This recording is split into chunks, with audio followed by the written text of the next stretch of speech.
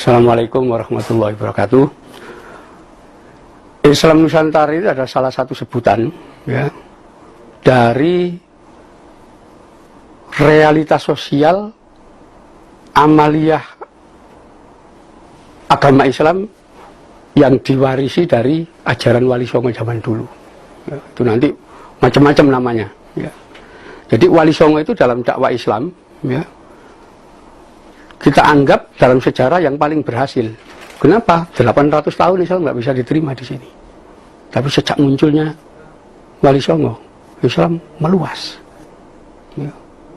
Disebarkan sampai ke pelosok-pelosok dan dianut oleh masyarakat.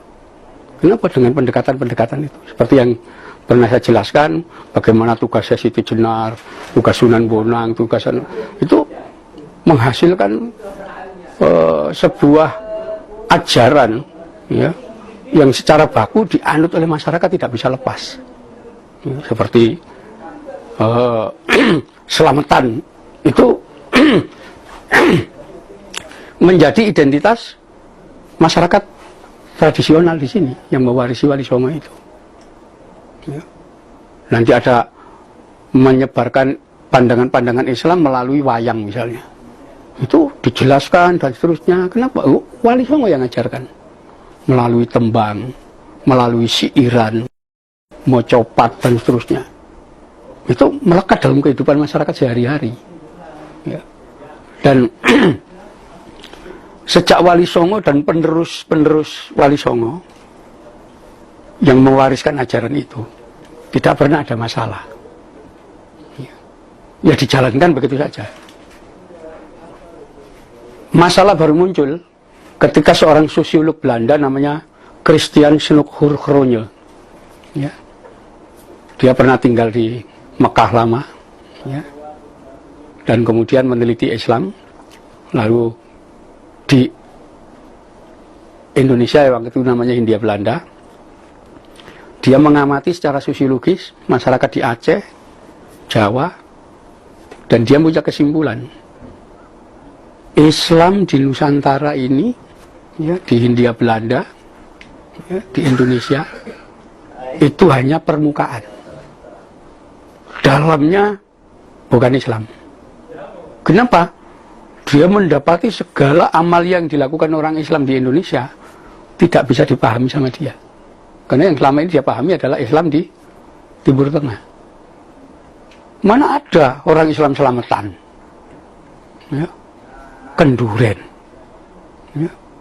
Percaya pada primbon-primbon, pitungan dan seterusnya. Itu bukan ajaran Islam. Kenapa yang dilihat Schnoek-Hurgronje waktu di Mekah nggak ada itu tradisi-tradisi ya. Bagaimana orang hamil diperingati 7 bulan, nggak ada, itu bukan ajaran Islam. Udah. Karena dia mengatakan Islam di Hindia Belanda ini bukan Islam yang sebenarnya. Hanya topengnya saja Islam, tapi sebetulnya bukan Islam. Nah, dengan teori splitting teori untuk memecah umat Islam yang selalu melakukan perlawanan waktu itu, Schnoek-Hurgronje kemudian punya gagasan agar kalangan pesantren dan orang-orang Islam tidak selalu berontak terhadap pemerintah. Ya. Jadikan anak-anak mereka sebagai orang modern. Kalau orang sudah modern, pelan-pelan dia akan meninggalkan agamanya. Ini pandangan ini disambut Van Deventer dan kemudian disepakati pemerintah. Bagaimana memodernisasi anak-anak orang-orang Islam? Lewat pendidikan. Ya, ini yang tahun 1901 ditetapkan politik etis, dibukalah sekolah di Hindia Belanda ini. Sudah, anaknya orang-orang Islam itu masuk semua ke situ. Ya, diajari pemikiran modern. Ya, bahwa pandangan paradigmatik tentang modern sebagaimana yang ditetapkan Auguste Comte, ya, orang modern adalah orang yang berbicara soal fakta, tidak mempercayai hal-hal di luar fakta. Jadi dia hanya percaya fakta. Ini buku faktanya buku. Ya. Jangan bicara ada buku gaib, jangan, tidak percaya. Segala sesuatu yang tidak bisa disaksikan panca indera itu bohong aja. Ya. Semuanya harus bisa disaksikan panca indera. Dan itu agama macam-macam dianggap khayalan manusia. Nah, pemikir positivis inilah yang membangun konsep dan sistem serta filsafat pendidikan yang kita sebut schooling system. Disitulah model-model pemikiran-pemikiran sekuler diajarkan. Dari sekolah inilah kemudian nanti muncul kelompok orang-orang yang menampakkan diri sebagai Islam modern. Nah, pendidikan sekolah, modern. Cara pandang mereka mengikuti cara pandang Sunan Guru-gurunya. Melihat masyarakat Islam tradisional yang tidak sekolah dianggap primitif tradisional, itu permukaannya aja Islam, dalamnya bukan Islam.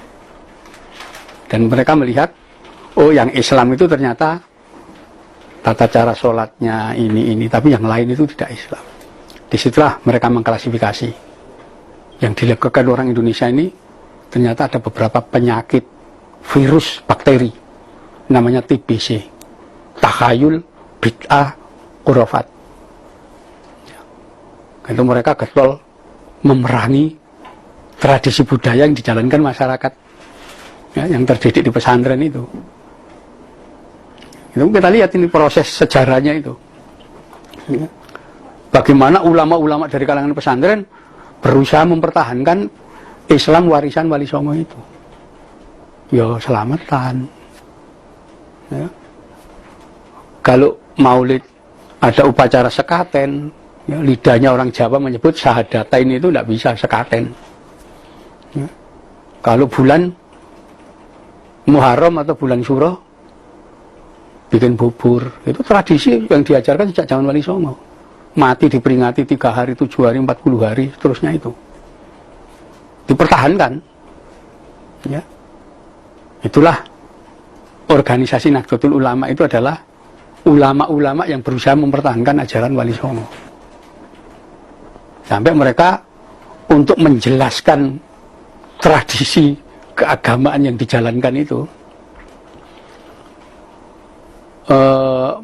membuat satu pandangan paradigmatik bahwa kita itu adalah ahlus sunnah wal jamaah ala madzhabul arba, mengikuti 4 mazhab, untuk menjelaskan itu saking luasnya ya. Itu yang belakangan disebut ahlus sunnah wal jamaah an-Nahdiyah. Tetapi itu kan baru dari kacamata fikih ya. Sementara yang diwariskan Wali Songo jauh lebih luas dari itu ya. Kesenian, kebudayaan ya. Tradisi, adat istiadat tidak terwadai itu, tidak terjelaskan oleh fikih itu ya. Nah disitulah mulai muncul bagaimana kalau semua warisan yang luas ini kita sebut Islam Nusantara. Kenapa? Adanya hanya di Nusantara, di tempat lain tidak ada ciri khas tradisi itu ya. Mungkin ada tapi dalam bentuk yang lain. Iya, bentuk yang lain. Tapi di sini kan sangat kompleks ya. Nah orang seringkali memandang hanya bentuk fisiknya yang dilihat ya. Pesantren letaknya di desa, buku yang dibaca buku kuno, karena itu ini sekolah primitif tradisional ya. Lokal sekali. Mereka hanya melihat permukaan aja. Lokasi di desa berarti wong deso, kiai itu pasti deso. Dia tidak melihat bahwa kitab-kitab itu adalah kitab yang ditulis oleh berbagai ulama dari berbagai negara, berbagai bangsa di situ. Yang dakwah di Indonesia itu lihat aja ya. Itu ilmuwan-ilmuwan, para ulama dari berbagai negara, berbagai bangsa ya. Di situ. Oh, saya Maulana Maghribi dari Maroko, berarti Islam menurut pemahaman orang Maroko. Saya Ibrahim Samarkandi dari Samarkand, Uzbekistan. Hadis yang nulis Imam Bukhari, orang Bukhara ya. Di situ sih. Nanti Al-Baghdadi dari Baghdad, dari ilmu dari berbagai macam negara itu ngumpul jadi satu masuk ke Indonesia, terutama masuk ke pesantren.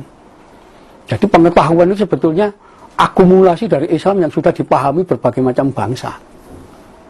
Itu sebabnya pesantren itu toleransinya terhadap agama dan budaya sangat tinggi. Kenapa?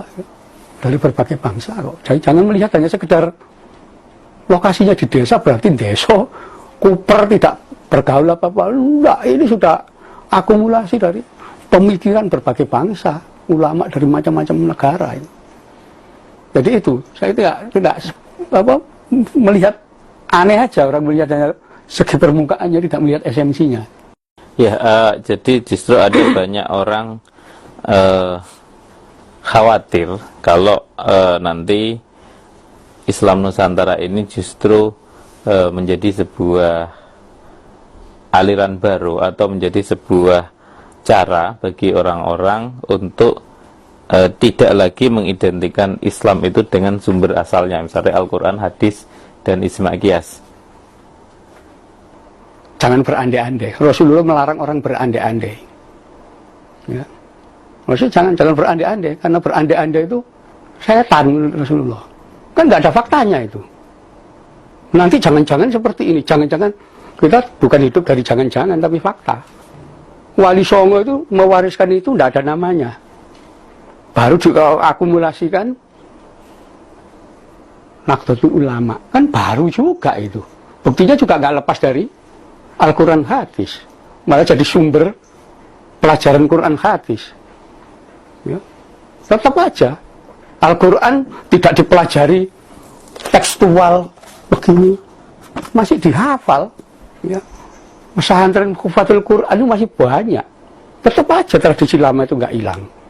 Apakah nanti kalau sudah namanya berubah Islam Nusantara, terus gak gawe Quran, gak gawe hadis, itu kan berandai-andai. Karena kita tahu yang bikin siapa, gitu loh. Hanya ketakutan kelompok orang tertentu aja. Ya, gitu. Dan ada satu pemikiran yang salah selama ini, saya ngatakan salah itu. Orang mengidentifikkan Islam itu pasti Arab. Citranya pasti Arab. Kalau bukan Arab berarti bukan Islam. Ini yang terjadi pada diskontinuitas terhadap ajaran Wali Songo dulu. Ya. Zaman Wali Songo, saya belum menemukan naskah yang ditulis dalam tulisan Arab. Para Wali Songo itu menulis dengan tulisan aksara Jawa, tembang Jawa, mocopat Jawa. Ya. Siirannya ditulis dengan tulisan Jawa. Seperti itu. Akhir abad 17, ya, ketika terusan Suez dibuka, kapal Belanda sering pulang ke Eropa, jamaah haji jumlahnya meningkat. Disitulah kitab-kitab dari Timur Tengah mulai masuk. Ya.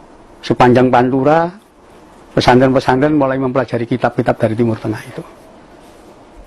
Ajaran Wali Songo yang ditulis dengan tulisan Jawa itu belakangan dianggap ini warisan zaman pra-Islam.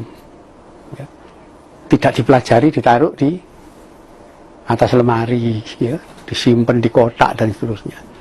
Ini yang kemudian diambil para orientalis dan misionaris-misionaris itu. Mereka yang memiliki warisan Wali Songo itu. Lalu terjadi kecenderungan yang di mana pesantren-pesantren itu hanya mempelajari satu bidang ilmu, fikih saja. Itu. Disitulah kita melihat konsentrasi kolonialisme Belanda makin kuat. Ya.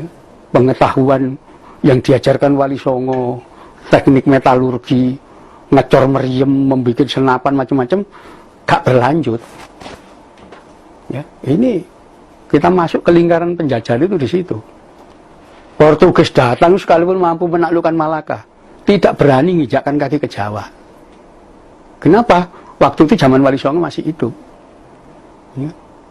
Dan semua wilayah itu memiliki meriam, memiliki senapan, memiliki pasukan yang mampu perang. Nggak berani dekat-dekat sini. Masuk Sumatera nggak berani. Terkepung itu di Malaka itu.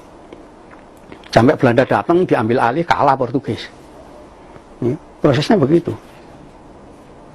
Nah, setelah ilmu pengetahuan yang dikembangkan Wali Songo tidak berkembang, hanya sekedar ilmu fikih, itu konsentrasi kolonialisme meningkat sudah. Belanda itu semau-maunya jajah kita. Gitu. Itu fakta. Kenapa? Jadi terkait dengan berbagai aplikasi yang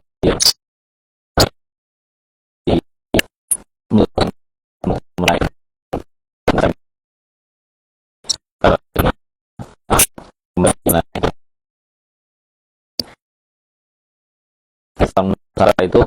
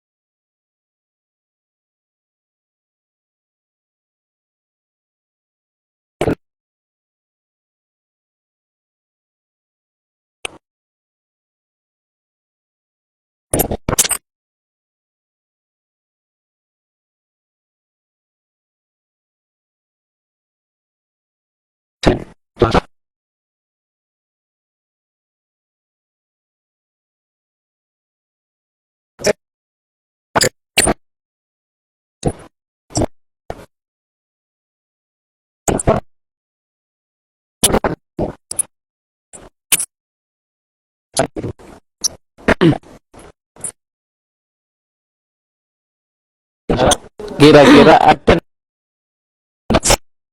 ini yang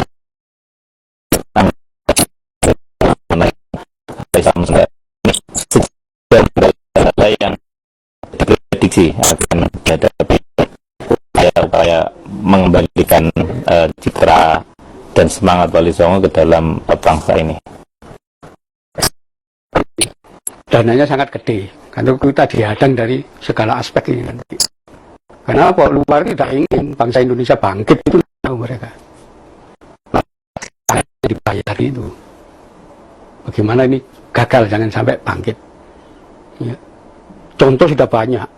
Ketika anak-anak kita tingkat SMK itu mampu membuat mobil sendiri, keker itu, Jepang, Amerika, Jerman. Kalau sampai ini program ini diloloskan, kalah aku produk mereka, harganya lebih murah. Bikin aja uji emisi gagal, jangan diteruskan. Selalu begitu, mentalitas. Jadi kaki tangan asing itu luar biasa di sini. Ya. Mereka hidup dari situ kok. Sekolah juga yang membiayai mereka, dananya juga dari mereka. Tidak ingin ada bangsa Indonesia supaya pinter itu, nggak mau, mereka tidak mau. Mentalitas mereka sebagai kaki tangan asing itu masih kuat sampai sekarang itu. Tapi kita ya terus saja. Ya. Saya sudah merumuskan misalnya ada arkeologi, kita sudah mengajarkan arkeologi Islam. Paradigma beda, dogma, doktrin, mitosnya beda. Bangun epistemologi sendiri. Ya. Memangnya hanya kulit putih yang bisa membangun epistemologi ilmuwan. Kita juga bisa kok. Ya. Itu. Jadi jangan hanya mencela. Kalau mereka mencela, kita tanya, konsepmu apa tentang pengembangan ilmu? Mereka nggak bisa tahu bicara apa-apa soal ilmu kok. Filsafat ilmu aja nggak ngerti. Ya. Jadi konsepnya begitu. Jadi kita anggap aja sini kelompok-kelompok yang akan mengganggu kebangkitan ilmu pengetahuan baru di Nusantara. Dengan pijakan kita, ilmu pengetahuan warisan Wali Songo. Jadi sepanjang ini tim sudah sadar bahwa ada banyak rintangan, ada banyak kendala dan juga tantangan dari pihak luar akan. Oh ya sudah pasti, sudah tahu kita. Nah, mungkin ada yang ingin disampaikan kepada bangsa Indonesia dan khususnya pemirsa Aswaja tentang kebangkitan bangsa ini melalui Islam Nusantara itu apa, bagaimana sehingga masyarakat bisa turut untuk memikul tanggung jawab kebangkitan ini. Ya, jadi selama ini dalam pandangan sosiologi masyarakat yang dibentuk oleh pandangan-pandangan orang sekolahan itu kan, NU itu selalu diposisikan bawah. Kenapa? Karena tidak sekolah, pesantren. Nah, kita katakan tidak seperti itu. Kita nanti akan membuktikan bahwa ada ilmu pengetahuan yang tumbuh di sini. Dari situ nanti akan bangkit pandangan-pandangan baru. Dan itu tantangannya akan luar biasa. Ya. Satu sudut pandang misalnya, dengan pandangan kacamata Islam Nusantara yang kita rintis pengetahuannya itu, kita punya sudut pandang bahwa proklamasi kemerdekaan 17 Agustus 1945 itu sebetulnya adalah proklamasi kemerdekaan kita dalam bidang sosial politik. Ya. Dalam bidang yang lain belum. Kenapa? Pikiran kita belum merdeka. Ya. Usaha Bung Karno ya, membawa serta kemerdekaan pikiran gagal kok. Ya. Dihabisi sampai beliau jatuh, dikembalikan lagi mentalitas inlander. Apa katanya orang luar negeri? Ya, kedaulatan yang dicita-citakan untuk kita bangkit sebagai bangsa yang merdeka, berdaulat, adil dan makmur itu nggak terwujud. Kenapa? Mentalitas orang, kaki tangan asing itu luar biasa. Ya. Nah, karena itu lewat pandangan yang kita cakup dalam Islam Nusantara, kita tekankan, kita harus mulai bangkit, bukan sebagai inlander. Ya. Pikiran kita, bangun pikiran sendiri. Itu sebabnya sempat saya rintis pemikiran aliran yang disebut post hegemoni. Ya. Kenapa? Karena selama ini kita sudah dihegemoni oleh paham-paham pengetahuan ya, dalam segala aspek oleh Barat. Kita dibodohkan, disuruh meyakini bahwa apa yang mereka tanamkan itu benar. Kita menolak, enggak, itu hegemoni, bukan fakta. Yang kita butuhkan adalah fakta. Nah, kita ngajari anak-anak untuk belajar fakta. Karena itu saya di Malang, kecil-kecilan bikin pendidikan mulai PAUD, RA, MI, ya, itu dalam rangka ini, merintis ini. Ya, anak-anak kita ajari untuk berpikir, jangan berpikir hegemonik, ya, tapi berpikirlah berdasarkan fakta, realita. Ya. Misalnya, ada satu pandangan, tahun 1909, bangsa Indonesia yang melek huruf cuma 1%. 99% buta huruf. Saya tolak. Nggak benar itu. Ya. Kalau Anda ingin dibenarkan, 1% yang melek huruf, itu melek huruf Belanda. Anda jangan mengira kiai-kiai dan santri-santri di pesantren itu buta huruf. Mereka bisa baca. Kenapa? Ya tulisan Arab, tulisan Jawa bisa kok. Kenapa kita dikesankan seolah-olah buta hurufnya 99%? Kan bodoh kita gitu loh. Enggak. Mereka bisa. Hanya karena apa? Belanda punya aturan. Kalau tidak bisa membaca tulisan Belanda, berarti anggap aja buta huruf. Siapa memangnya Belanda itu? Ya, punya aturan itu. Dan konyolnya kita setuju. Bahwa masa itu kita memang buta huruf semua. Enggak, para kiai bisa baca tulisan Arab. Ya. Ronggo Warsito bisa baca tulisan Jawa. Iya. Saya kira itu harus kita lurusan semua. Jadi yang menurut saya yang terpenting tadi adalah bagaimana masing-masing, sebagai contoh Pak Kiai sendiri mencontohkan bahwa membuat sebuah pendidikan. Jadi kalau setiap individu di Indonesia ini dari ujung Sabang sampai Merauke itu memiliki kemandirian di dalam pendidikannya untuk dunia pendidikan, dan juga di dalam industri menengah, industri juga tingkat-tingkat daerah itu bisa berdiri dengan mandiri, kira-kira itu akan membuat lebih cepat tercapai gitu. Ya, saya kira itu. Ya, memang kita harus mandiri. Tidak selalu dihegemoni. Pemerintah selalu terlalu menghegemoni. Ya, artinya Islam Nusantara ini adalah gerakan yang bukan hanya tertuju pada titik wacana agama, wacana budaya, dan wacana pemikiran sosial saja. Tidak. Targetnya kita memang ilmu pengetahuan ke depan. Ya, orang Indonesia itu pinter-pinter loh. Ya, kita jangan meremehkan. Kita selalu menganggap pribumi itu ya, terbelakang. Kalau bersaing dengan orang lain mesti kalah. Faktanya tidak begitu. Fakta itu menunjukkan setiap kali ada olimpiade matematika yang muncul anak-anak pribumi kita. Mana itu anak-anak kulit putih dari Jerman yang menang itu? Mana yang dari Amerika? Kenapa anak Indonesia yang muncul? Olimpiade fisika, kenapa anak-anak kita yang muncul? Itu kan kualitas anak kita tuh tidak seperti yang digambarkan itu, bahwa kita tuh inlander bodoh, males, yang digambarkan Belanda itu begitu. Tidak kualitas orang Indonesia ini. Peradaban kita zaman kuno kita lihat aja. Abad-abad itu kita sudah mampu bikin kapal ukuran besar, ya, membuat candi-candi seperti itu. Kalau tidak peradabannya besar, mana ada? Eropa masa Borobudur dibikin nomaden, masih pindah orang Burgundi, orang Goth, Visigoth, Frankia, masih perang satu sama lain. Belum ada kota, kenapa? Nomaden kok pindah-pindah dari satu tempat ke tempat lain. Kita sudah punya peradaban. Artinya orang kita lebih pintar betulnya. Ya. Kenapa harus dianggap bodoh, tidak yakin diri? Ya, itu harus kita bangkitkan. Ya, bahwa kita tidak seperti yang mereka bayangkan. Gitu.